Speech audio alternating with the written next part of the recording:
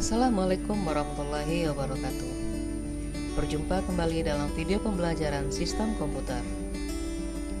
Sebelum memulai pembelajaran, berdoalah terlebih dahulu. Semoga diberikan kemudahan dalam belajar dan jangan lupa mengisi absensi di classroom masing-masing. Pada video kali ini, kita akan membahas lanjutan materi sistem komputer tentang operasi logika aritmatika.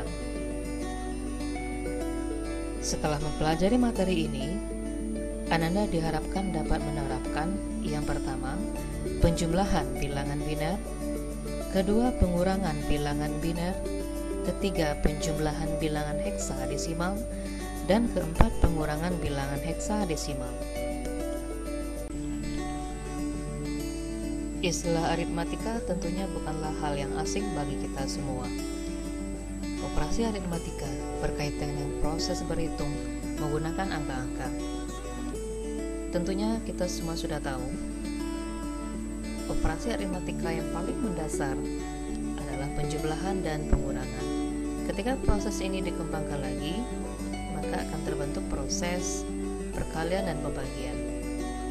Pada materi kali ini, kita akan membahas operasi aritmatika pada sistem bilangan yang dipakai oleh komputer, khususnya bilangan biner dan heksadesimal. Mengapa kita perlu memahami aritmatika biner dan heksadesimal?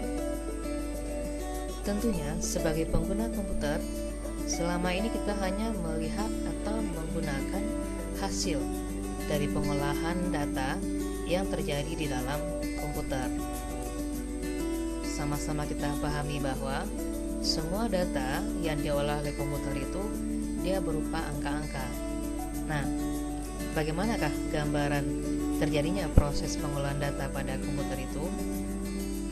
Kita akan bahas setelah ini. Baiklah, kita lihat yang pertama, bentuk operasi aritmatika, penjumlahan bilangan biner. Ketika menjumlahkan bilangan biner, tentunya sesuai konsep bahwa bilangan biner itu hanya ada dua lambang bilangan saja, yaitu 0 dan 1, maka hasil akhirnya merupakan kombinasi dari dua angka itu, 0 dan 1. Pada penjumlahan biner, terdapat angka bawaan atau carry yang disimpan dan harus ditambahkan pada angka di sebelah kirinya. Nah, dalam penjumlahan bilangan biner ini, ada beberapa aturan yang harus kita pahami, yaitu 0 tambah 0 sama dengan 0, 0 tambah 1 sama dengan 1, 1 tambah 0 sama dengan 1, 1 tambah 1 sama dengan 0 simpan 1, dan yang terakhir 1 tambah 1 tambah 1 sama dengan 1 simpan 1. Jadi istilah simpan sama dengan carry atau sama dengan bawaan. Kita lihat contoh penjumlahan bilangan biner. Misalkan ada dua buah angka bilangan biner. Yang pertama 3 bit angkanya dan yang kedua 2 bit. Maka untuk penyelesaiannya kita bisa tulis bentuk ke bawah seperti ini dengan memposisikan tempat angkanya sejajar, dimulai dari list signifikan digitnya, dan selanjutnya kita jumlahkan sesuai aturan seperti ini. Nah, di sini kita bisa lihat tidak ada carry atau bawaan sesuai aturan yang ada pada penjumlahan bilangan binernya. Maka diperoleh hasil akhirnya adalah 111 biner. Contoh berikutnya, ada dua buah angka bilangan biner, yang pertama 4 bit dan yang kedua 3 bit. Kita susun sesuai tempat angka yang sama, kemudian kita jumlahkan sesuai aturan yang ada. 1 tambah 0, 1. Nah, kemudian ada 1 tambah 1 itu adalah 0 dan ada simpan 1. Maka kita tulis di atas. Kemudian kita lanjutkan penjumlahannya. 1 tambah 0 tambah 1 adalah 0 lagi, dan ada kembali simpan 1. Terus kita jumlahkan, 1 tambah 1 adalah 0, dan masih ada 1 simpannya. Nah, simpan yang terakhir ini atau carry yang terakhir ini langsung kita turunkan seperti ini. Maka diperoleh hasil akhir 10001 biner dengan ada carry-nya atau ada bawaannya.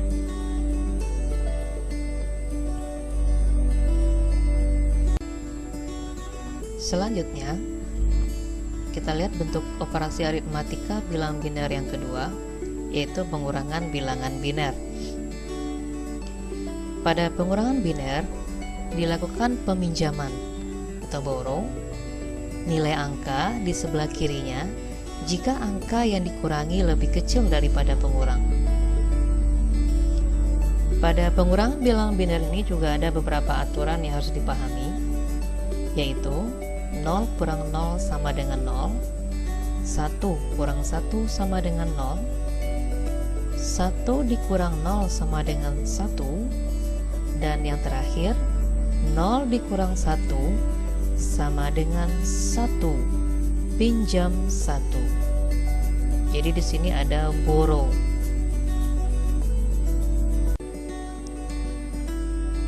Selanjutnya kita lihat contoh pengurangan bilangan biner. Misalkan ada bilangan biner 3 bit dikurangi dengan bilangan biner 2 bit seperti contoh. Untuk penyelesaiannya kita bisa susun angkanya dengan menempatkan posisi angka yang tempat yang sama secara sejajar, dimulai dari list signifikan digitnya seperti penulisan berikut. Kemudian kita bisa lakukan pengurangan sesuai aturan yang ada. Nah, pada contoh ini belum ada proses pinjam atau proses borrow karena pengurangnya lebih kecil angkanya atau masih sama dengan angka yang dikurangi. Jadi tidak terjadi proses borrow. Kita lihat contoh yang kedua. Ada bilangan biner 4 bit dikurangi bilangan biner 3 bit. Penyelesaiannya kita tulis, sejajarkan angka dengan tempat yang sama. 1 kurang 0 1, 1 kurang 1 0. Nah, di sini kita akan jumpa 0 kurang 1 sesuai aturannya. Ini akan terjadi proses borrow. 0 kurang 1 itu adalah 1, dan dia meminjam ke angka di depannya atau angka di sebelah kirinya. Ketika angka itu dipinjam, maka angka itu menjadi 0. Nah, 0 kurang 0 sama dengan 0. Untuk kasus tertentu, angka 0 di depan angka ini bisa saja tidak ditulis. Jadi di sini ada proses peminjaman atau ada borrow-nya. Oke, berikutnya kita lihat operasi aritmatika sistem bilangan berikutnya, yaitu penjumlahan bilangan heksadesimal. Nah, aturan penjumlahan pada bilangan heksadesimal yaitu jika hasil penjumlahannya melebihi angka terbesar. Kita tahu angka terbesar heksadesimal itu senilai 15, maka akan ada angka bawaan keluaran atau carry out untuk ditambahkan pada angka di sebelah kirinya.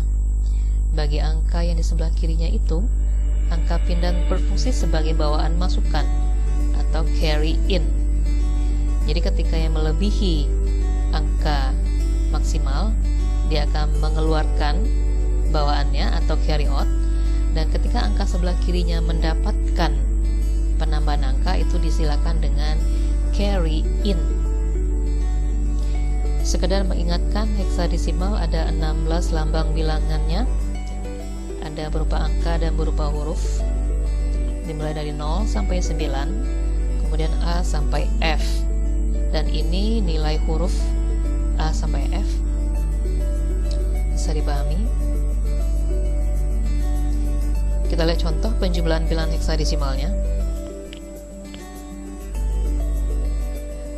Misalkan ada angka heksadesimal seperti ini, dan dalam penyelesaiannya kita menjumlahkan harus menyusun secara sejajar angka dengan tempat yang sama.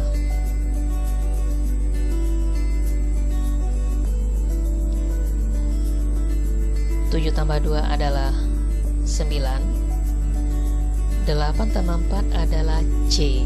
Kenapa diganti dengan C? Ya, pada angka heksadesimal tidak ada angka 12, tapi angka 12-nya diganti dengan huruf C. Maka diperoleh hasilnya adalah C9 heksadesimal. Dan di sini belum ada proses carry, ya. Tidak ada carry in, sehingga tidak ada juga carry out-nya.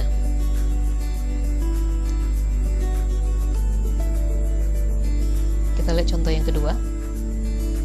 Nah, ini sudah ada kombinasi huruf dan angka. Kita jumlahkan, posisikan tempat angka yang sama itu sejajar seperti ini.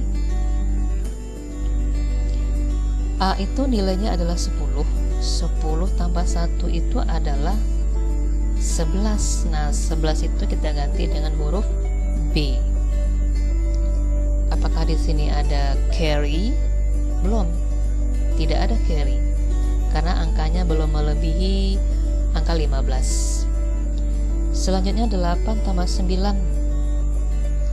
8 tambah 9 itu adalah 17. Nah, kenapa jadi 1? Karena dia sudah melebihi angka maksimal, maka akan dilakukan proses pengurangan dengan 16. Kenapa dikurang 16? Itu adalah basis bilangannya heksadesimal. Ketika ada angkanya melebihi maksimal, maka akan ada proses carry di atas angka 5. Nah, kemudian selanjutnya kita langsung jumlahkan 1 tambah 5 tambah 2 adalah 8. Maka selesailah prosesnya.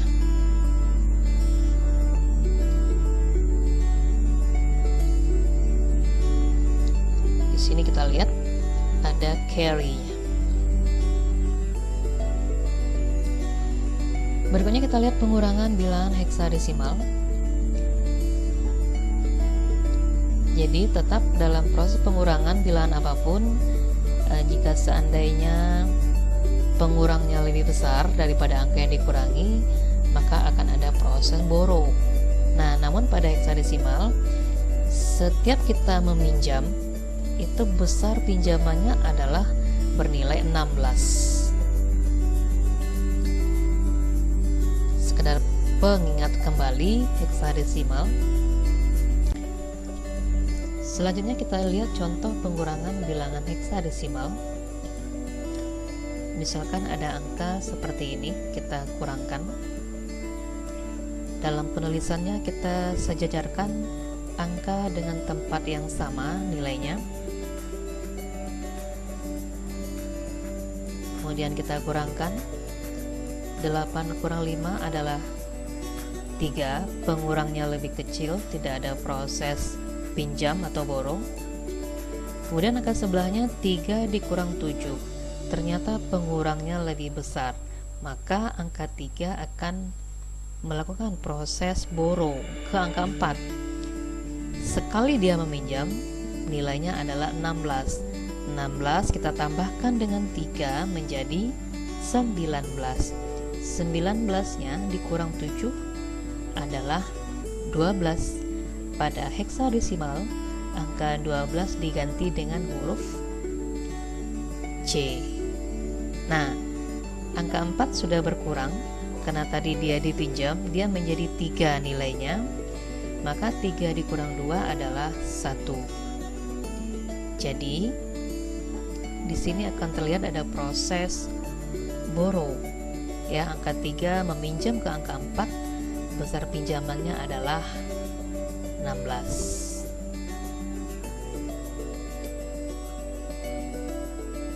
Contoh berikutnya, ada angka kombinasi dengan huruf, kita kurangkan,